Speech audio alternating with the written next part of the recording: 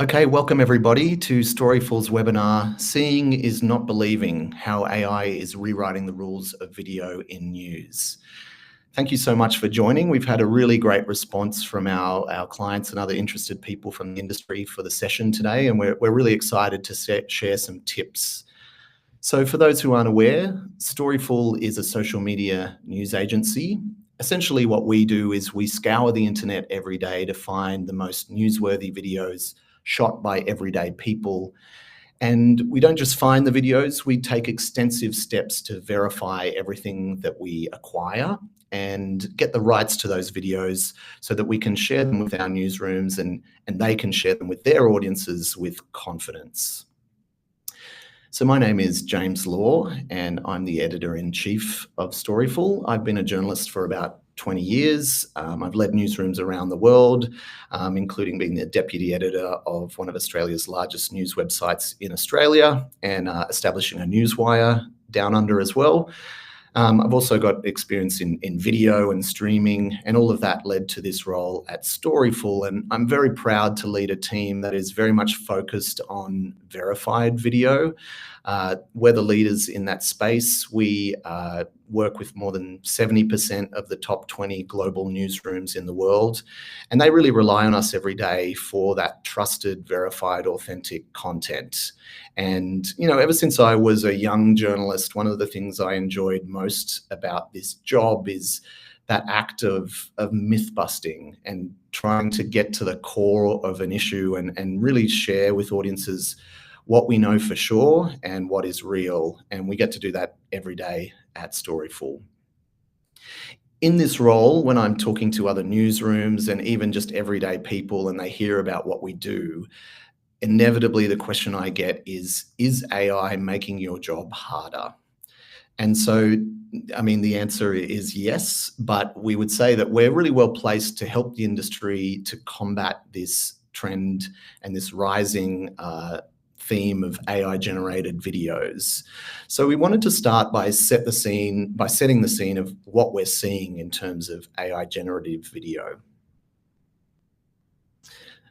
In short, the media landscape has never been faster or riskier. Everyone is guessing at what is relevant and what is real. And I think this video really sums up how a lot of us are feeling. What am I supposed to watch now that all of the cute animal videos are AI? I can't even laugh at them anymore. I can't even look up a nice squirrel video. I wonder if it's real. She's kind of making a comedic point, but I think she very much sums up the anxiety that a lot of people are feeling. Both those in newsrooms, like how are we going to be sure that the content we're putting out there hasn't been manipulated, but also how audiences are feeling. And we already know that audience trust in traditional news brands is very much at an all-time low. And so this is a real risk for us.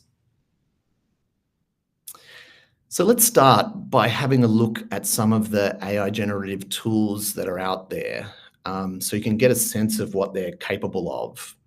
So on the left here is a video that Storyful created with a text prompt using Sora 2, the open AI generative tool.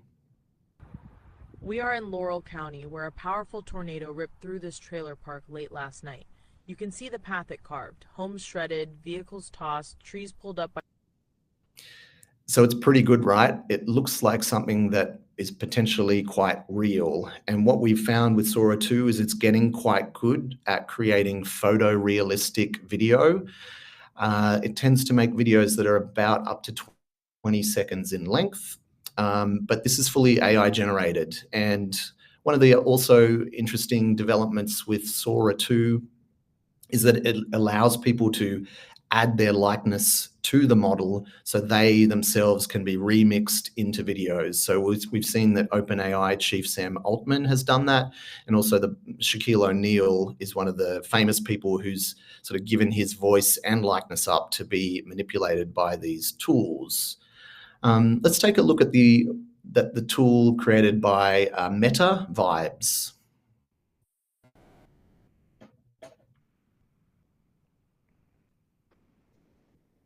So again, quite a realistic picture of a weather event.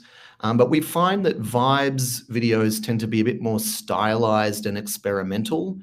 They tend to be shorter in length, about 10 seconds long.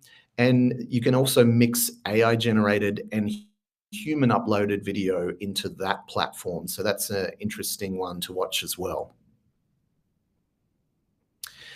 So what are these things capable of? We wanted to do a bit of a comparison at Storyful. So this video on the left you can see is a very real video that was verified by us. It shows a man clinging to a pole. He was on there for 4 hours in these deadly floodwaters in northern India before he was thankfully rescued, so he was safe. But that's a video that was very real, verified by us. We spoke to the person who filmed it. We were able to get the raw file of that video, which allowed us to sort of check the metadata. We knew the uploader's address, and it sort of matched where this was filmed. We were also able to geolocate this and pinpoint it to a village in northern India. So that one passed all of our verification checks, and we shared that with our partners, and it went global. We thought, as an experiment, could these tools create a video like this on its own? All we did was copy and paste the headline that we'd already written into Sora 2, and this is what it created.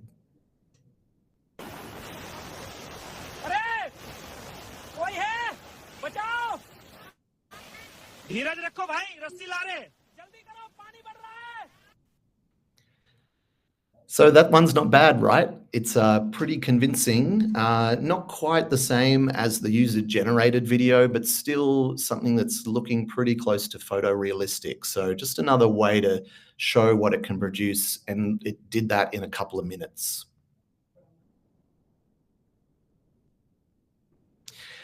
So, I mean, obviously, one of the telltale signs, the most obvious one, if you're looking not to get fooled by AI-generated video, is to look for that Sora watermark. So every time you create a video, it does show up there with it's sort of a little watermark that bounces around on the screen. But I wanted to point out that that watermark can very easily be removed with some tools that are out there on the market. So simply the absence of that Sora watermark is not enough to be sure that something isn't AI generated. We've seen also that these kind of AI fakes are making news. We've got a couple of examples here. There's been cases of the royal family being manipulated with AI. We've seen a lot of cases of really quite convincing newscasters, news anchors being made to report news that isn't real. And also Chris Cuomo was fooled by an AOC video, a deep fake here in New York. So we're seeing that this is bubbling up a lot more and kind of being in the news agenda. Another advancement we've seen in recent weeks is around big news events and a proliferation of AI-generated videos on the theme. So with Hurricane Melissa last week, we saw, while that was really smashing into Jamaica, a lot of videos starting to flood social media feeds that were created by Sora. At Storyful, we wrote a sort of article that debunked this and pointed out to newsrooms some of the fakes. And this inspired a video from the New York Post. As a massive Category 5 hurricane churns over Jamaica, officials are warning the public to not believe everything they see. Hurricane Melissa is expected to be the strongest storm on record to ever strike the island, with winds spurring up to 185 miles per hour. While the small island nation is getting hit by the historic storm, dramatic videos are circulating online, purportedly showing the devastation. Flooding at an airport in Kingston. The storm surge from Category 5 Hurricane Melissa. Floodwaters rushing through Jamaican city streets. The ominous eye of the supposed hurricane as seen from an airplane window. We're just skimming the top of the clouds now, holding steady. And a man surfing flooding water in a man-made ditch. The only problem is, the videos aren't real. I'm in so many. So that gives you a sense, and we're seeing more of this as during breaking news, which is something that is new. So for Storyful is very much always like looking at feeds, chasing stories right during a breaking news event, and we haven't seen like a flood of those AI generated videos until the release of Sora 2, which happened in September. So there's been a bit of a shift, and it means that every newsroom really needs to be on its toes. And so in this environment where the technology is getting better and better, and in a time where we know, like, we're very much in touch with the industry through our partners, and we understand that newsrooms have smaller teams than they've traditionally had, and those journalists in those teams are being asked to do more. And so in general, people are being asked to do more with less. Not only are journalists being asked to write the story, they might be being asked to make a video of the story and do it all at lightning speed, and do it all at the speed that audiences expect. When news is breaking, they want to know what's happening within minutes. So this combination of a smaller team and a faster news cycle generates a big risk for newsrooms, a big risk of publishing something without checking thoroughly, acting too quickly, and potentially making a mistake that could further erode trust in our news brands. So that's just to set the scene. And so now we want to sort of give you the tools to tell you how you can avoid getting fooled. Before I go into those tools, I neglected to say at the start of the webinar that we do have a chat function. So if you have a question, feel free to submit it there. I'll either look at it as we go, or we'll certainly save time for the end for me to go through all of those questions. But before we get into the tips, there were a couple of questions already. So Jenna Sturgis asks, will we get a copy of the recording afterwards? Yes, so our marketing team is standing by. So soon after the webinar is finished, we will email out a link so people can watch it in full. And she also asks, will this information be summarized somewhere after this session? We would love to share within my company. Yes, we will aim to do that as well. So we'll be able to share the full recording, and we'll also aim to do like a summarized version of the key tips so that you can share that around your newsrooms. Okay, thanks for those questions. So let's get into Storyful's 5-point checklist to ensure you don't get fooled by AI. These are the 5 things to do. Look out for text and numbers. Look at basics physics. Check the camera movement. Geolocation. And 5th is corroboration. So let me break down each of those. First, one of the telltale signs of AI-generated content is text and numbers. So traditionally, AI has struggled to render text and numbers on screen convincingly. Sometimes what you might see is letters that look garbled or put in an order that doesn't quite make sense. I will say, however, with the advent of Sora 2 and that new model, it is getting better at doing text. However, it's far from perfect. So one of the things we wanted to do to test out its ability was ask Sora to create the sort of video that Storyful verifies every day. And a classic Storyful video that our clients love are bear videos. So bears in North America where they shouldn't be.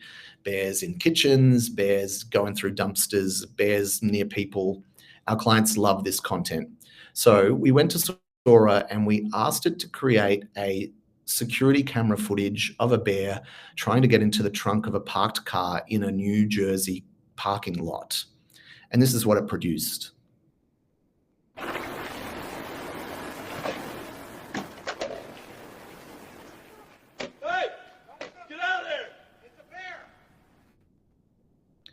So again, not bad. It's pretty convincing.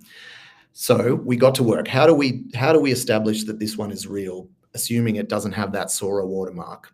if we look at the license plate, the key numbers and letters on there look pretty good, S27KJV. So that's passed that test.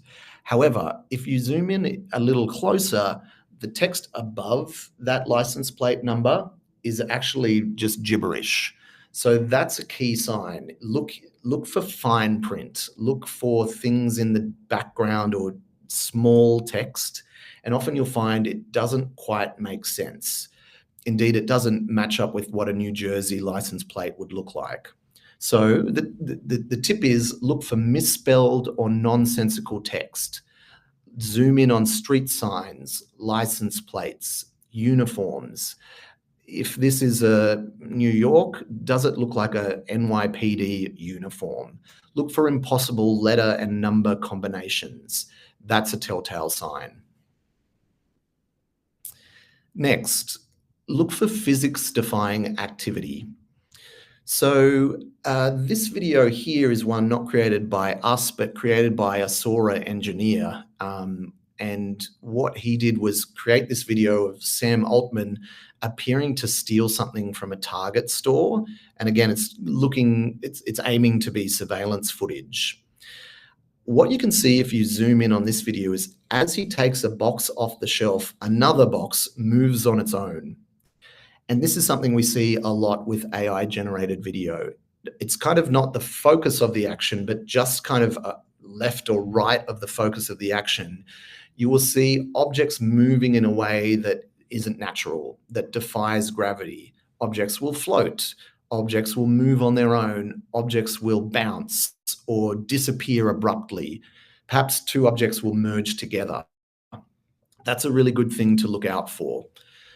We also find that liquids, smoke, or fire doesn't really behave in a natural way, or perhaps they will loop. Waves will not sort of crash randomly, they will kind of loop. So that's something to zoom in on and look at. Another sign is shadows or reflections not really aligning with the light source. These are some key things to zoom in on if you're unsure about the veracity of a video. Third is camera movement. This is a telltale sign. So at Storyful, we trade in user-generated video, the sort of videos that everyday people shoot. They are not professionals. They are not cinematographers. They are often bad cameramen and women. And that gives the videos that we get an authenticity. And we find that AI, when it's trying to create a realistic video, can't quite create that same authenticity of an amateur filming an event. Here's another experiment we did. We prompted Sora 2 to create a video of a protester tripping over in front of Radio City Music Hall on 6th Avenue in New York City. This is what it created.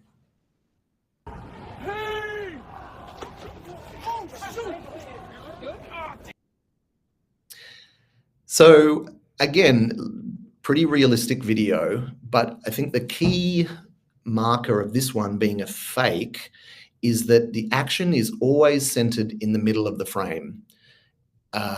It's too centered in the middle of the frame to be shot by an amateur person. People, when they film things, simply aren't that good at the camera work. There's also a way that the camera moves that doesn't really look like it's handheld. It's a little too smooth. There's also kind of no dead space. Everything's centered in frame. There's also no like lapse in action. Throughout the video, something's happening. It's in the middle of the frame. These are some of the things that show it's not real. And the reason for that is that these models are trained on hours and hours and hours of mostly professional footage. And that's what can sometimes give it that sheen of professionalism that doesn't quite match with reality. So that's something to look out for, the camera movement.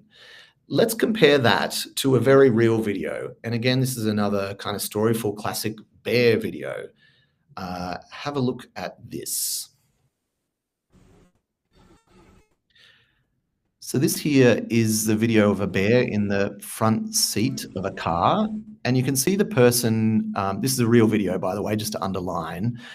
You can see the person is sort of zooming off frame.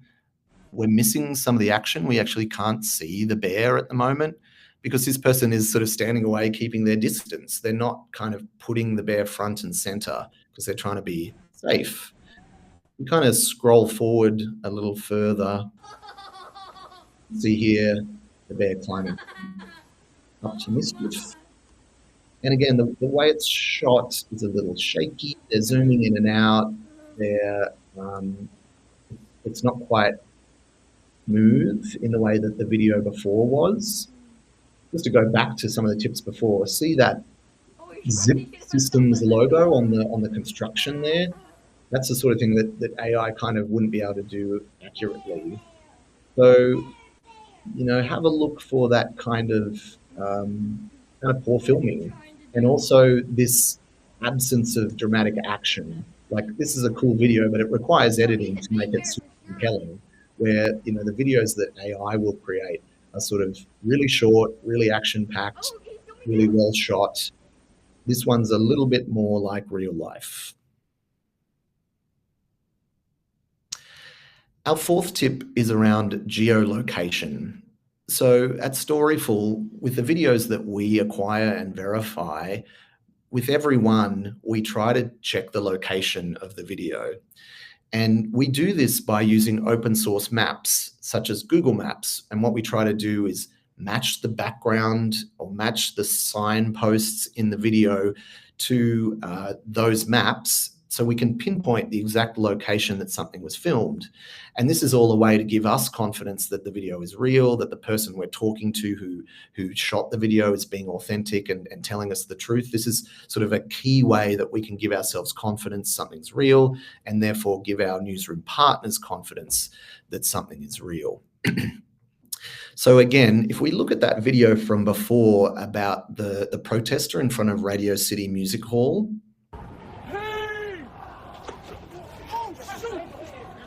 pause it right there. So the video does a decent enough job of creating that iconic Radio City Music Hall, of doing a rendering of that.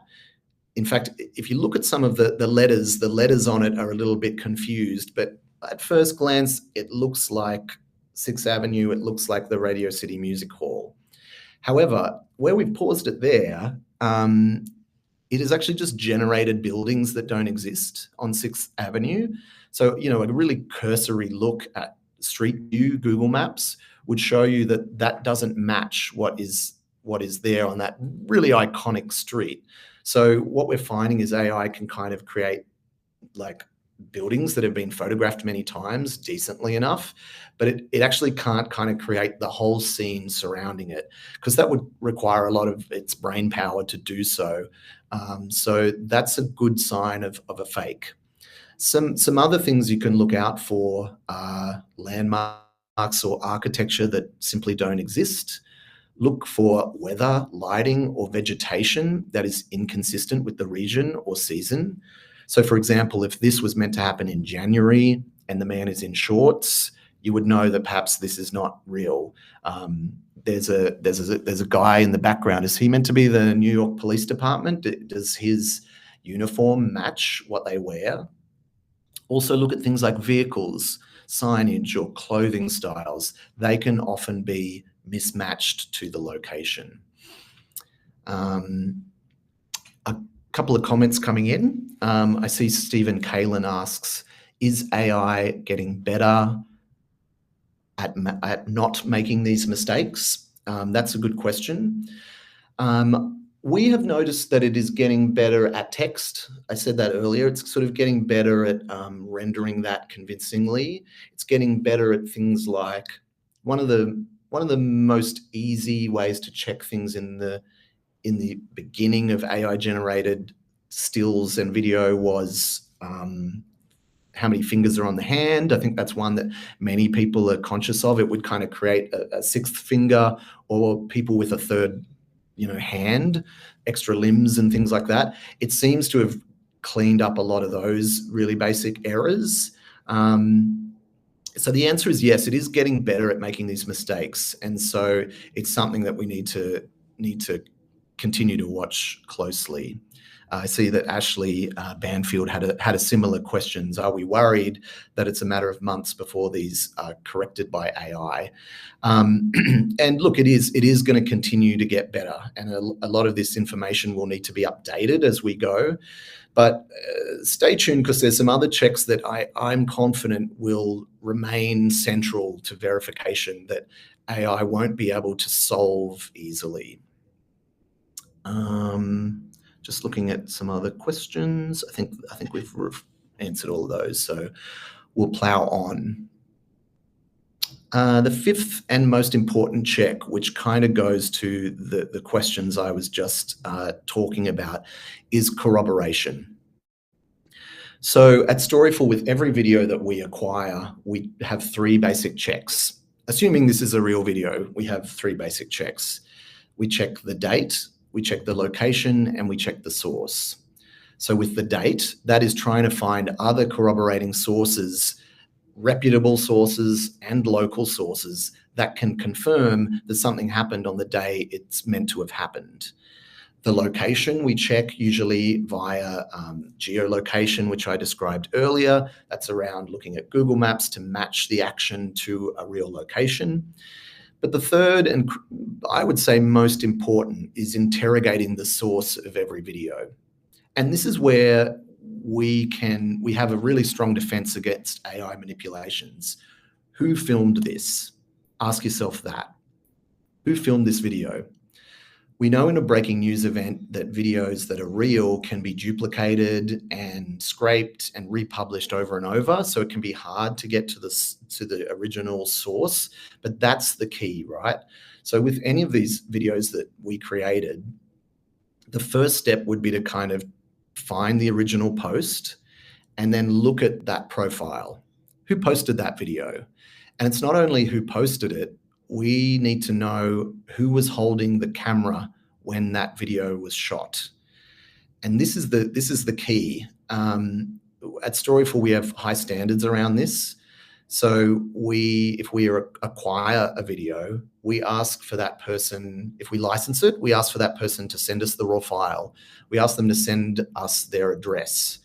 And that way we can kind of check out whether they are legit or not. So if you saw something that was potentially AI generated, find the first post and then look at the person who posted it. Look at their profile. Do they live in that area? Do they have a habit of posting videos like this? Take that protester one on 6th Avenue that we generated. Does this person have a habit of posting videos from protests? Do they live in New York? That's something you can kind of suss out pretty easily. So find out who filmed it. Do they live in the area? What is their address? Do they have a habit of posting footage like this? Is there anyone else credible who filmed the same event from another angle? Also at Storyful, some of the checks that we do is if it's a video from an airplane or a video from perhaps a concert, we will ask the person to send us a screenshot of their ticket. Again, these are just the little extra checks that we do to give us that confidence. And the case is that with each of the videos that Storyful created, they would fall down at that element around the source because we don't know who filmed it. And if we can't kind of get them on the phone or have a meaningful conversation to them online, then it's not going to meet our standards. Consider these 2 videos. So here on the left again is one that we created that's meant to be the aftermath of an event, a weather event in Kentucky. We are in Laurel County, where a powerful tornado ripped through this trailer park late last night. You can see the path it carved: homes shredded, vehicles tossed, trees pulled up by... So there's a potential that is convincing enough that it would pass some of our sort of initial checks around, say there was an event in Kentucky. So we've got kind of the date and the location more or less checked, but we kind of can't geolocate that, right? Because we don't know where that was shot. But eventually we would have to get to the source. Who was it? who filmed that? Whose voice is that? And if we can't kind of figure out what those things are, then we're at a point where Storyful can't publish that. On the right, we wanted to ask AI to create a video of like a really iconic building on fire. So here's Big Ben on fire.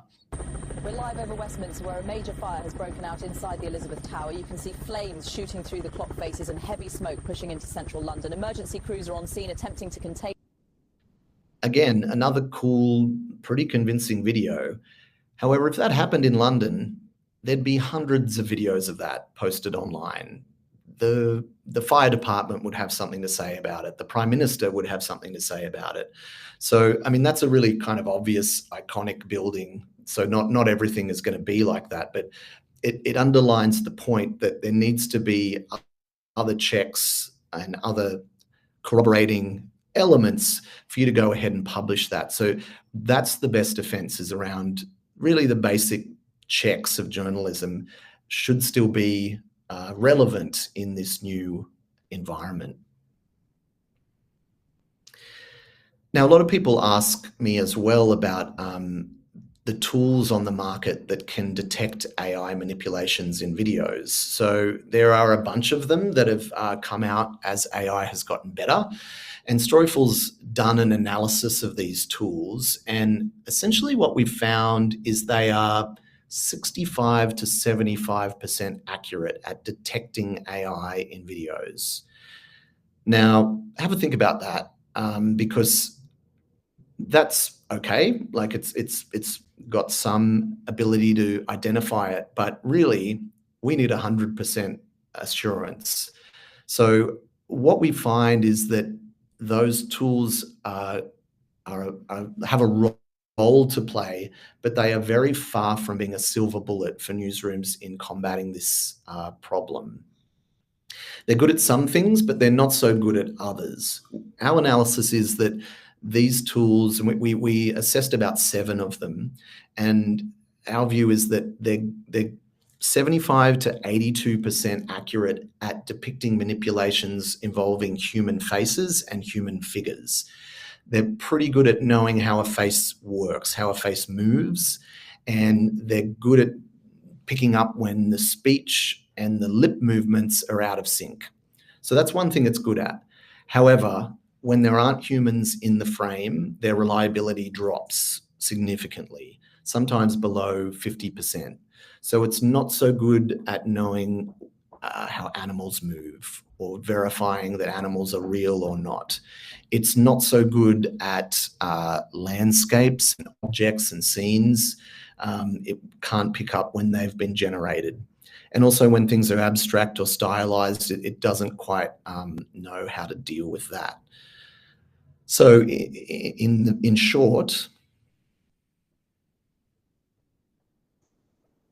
we find that our take is that the videos are best at identifying AI in human-centered footage, inconsistent results for non-human footage, and crucially, it can't adequately explain how it reached its conclusions. So if you put in a video, it'll do its thinking and then spit out a result, and it might say, okay, we're 75% sure that this is real, which is not really enough for newsroom standards. And also it kind of can't explain its methodology in a succinct way that gives you confidence. So that's also something it struggles to do. And lastly, the lack of the original file metadata is really the biggest blocker to its reliability. So I described before how if Storyful licenses a video, we insist on the owner of that video sending us the raw file. And what that does is it allows us to do even more checks. So first is if we have the raw file, it's going to be a large file size. That in and of itself gives us confidence that this came from them and came from their phone. Because if it was a smaller file size, that would indicate to us that potentially they are not the owner of this footage or that it's been duplicated. So that's one. And then also having the raw file, there is metadata embedded in that file that can show the date it was filmed, show the location it was filmed.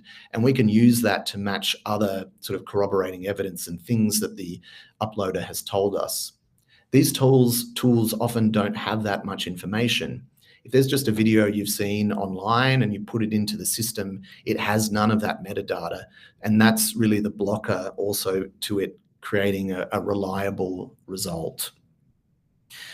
So just before we move on from the tools, our view on them is that they have a role to play, and that they are one of the pieces in the toolkit in combating AI misinformation, but that you need to continue to have that human expertise and that human layer of oversight to ensure that you don't get fooled. The tools, as of now, on their own, are not effective enough to really keep up with the advancements in the technology. But I will say that, like what we're, the slide before, what we're seeing that's already here and that you need to be watching out for is that AI can now create CCTV, convincing videos of animals, convincing drone footage, convincing police body cam footage, and convincing wildlife cams. So like a lot of the things that used to really be the purview of user-generated content or like just CCTV cameras and stuff, it can now convincingly render those. So you have to watch out for that. So, I mean, in the main, our advice is you need to be verifying every video. You need to really be doing these additional checks to ensure that you don't get fooled. Continuous training in some of these is super important, and ensuring that the people in your team have that skepticism and know how to apply it is super crucial. And last, you know, we're always here as a partner to help you with this.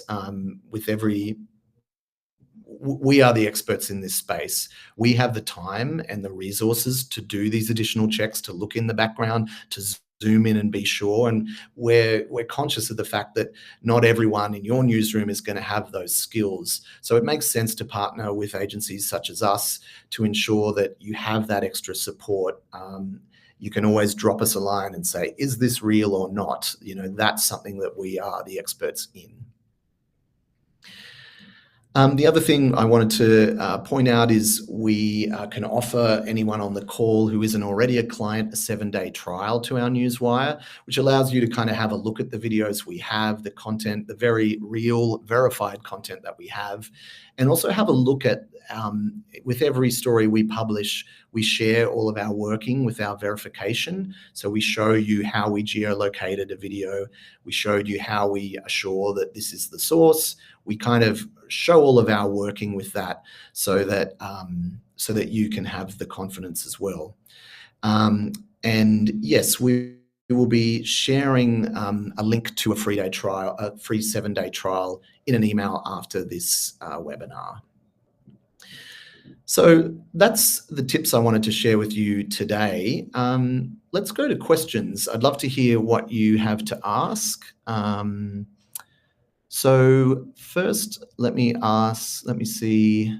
So Veronique Samure asks, will there be a time where we won't be able to tell the difference between the real and the AI? I think the answer is yes, but some of the checks that I've described today will remain. So if we are doing the due diligence to check the source of videos, then that should be the way that you can check whether something is real or not. Like, because one of the things is like an AI video from Sora, it actually won't be that big enough a file size. So like file size is one of the key ways that we at Storyful know whether a video is real or not, or whether it belongs to the person who shared it with us or not. The footage quality on those videos is actually not that great. So that's another little check. So, you know, we are confident that some of these checks that we do every day will be enough to keep us in good stead. But yes, it is getting very sophisticated and much better than it was. And so vigilance is required. What else have we got? So Kevin Clark asks, have you noticed a drop in audience engagement with video due to AI skepticism? I would say no. I don't think we're there yet. I think people are still very much engaging with video online, and that remains, a key strategy to build an audience and have that engagement is keeping video front and center. I think we are on the precipice of a point where people don't know what is real and what isn't. And so our advice around that problem is to kind of show you're working. I think audiences are very much interested in not just being told what the news is, but they want to be taken behind the scenes. How do you know that something is real? How did you go about your reporting? Who did you talk to? I think those things, the more that we can kind of talk up our expertise and our standards, is a way to win back that trust with the audience, which it has eroded. Nader Ibrahim asks, does the same thinking process apply to checking photos that might have been AI generated? Yes, very much so. It's actually better at still photos than it is at video. So that may not be the answer you wanted, but yes, it is better at that. But a lot of these checks, zooming in on text on the background and trying to check the location of things, they are the best defense at this stage. What else have we got here? Maybe we can go to some of the pre-submitted questions that I haven't had a chance to talk to yet. So some of the people on the who signed up for the webinar sent these questions beforehand. So the first is, how do social media platforms, especially Facebook, view AI-generated content created for entertainment purposes? I would say that they are very much in favor of it. So you can see that Meta has created its own video platform that it's encouraging people to use, and it's very much in favor of people using it. I'm sure it is favoring it in the algorithm. It is very much invested in the future of this technology. So it wants people to use it. It wants people to engage with it. It wants people to share it. The more people use it, the smarter it'll get. So I would say that Facebook is hugely encouraging of its use. As this technology changes exponentially, how quickly will even this information be outdated? So yes, that is true. We're aware that the tips I've given you today will not be true forever, because the creators of these videos are aware of these shortfalls, and they're working to correct them in future rollouts of the technology. So this is something that Storyful is committed to watching closely, and we imagine that we will continue to do these kind of webinars every 6 months as the technology improves, so that newsrooms remain well equipped to deal with it. The third question was, can we use AI to write the video captions? Is that even ethical?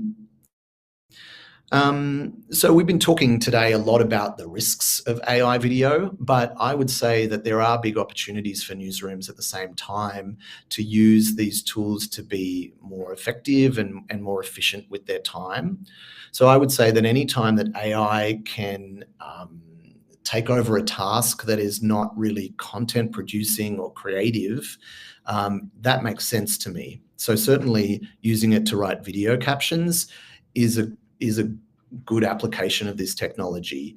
I think it's a bad use of a journalist's time to be listening to some audio and typing it out. I think that's a silly use of everyone's time. So I'd encourage the use in that kind of application, but like everything with AI, it still needs human oversight. So you would still need to be editing what it produces to ensure there aren't hallucinations, or that it's mishearing words or misspelling words. Still need that human check. But I'd say that's a good use of the technology. And also, anytime it can speed up or automate a process that is not about journalism, I think that's a good use of the technology. Okay, well, look, it's 12:45. We're at the end of our time, so we might wrap it there. I see there's a couple of questions that we didn't have time to get to, so we will save those, and perhaps we can answer those at another time or in an email. Thank you all for your attention and for the questions. They've been great. I hope this has been useful. And just to confirm, we will send an email after this webinar that has the full recording of this conversation today, so you can share that among your team. And we'll also try to shrink it down into like a one-pager with the tips, so you can also share them with journalists in your team. As ever, we're here at Storyful. We're a partner with the industry, so we're here to help. And if you want to continue this conversation offline, we'd be more than happy to keep talking. And so we'll send an email after this with a recording, and crucially also we'll have a link so you can sign up to a 7-day trial if you want to have a look at what we do. All right, thank you so much for your time, and we'll talk to you next time.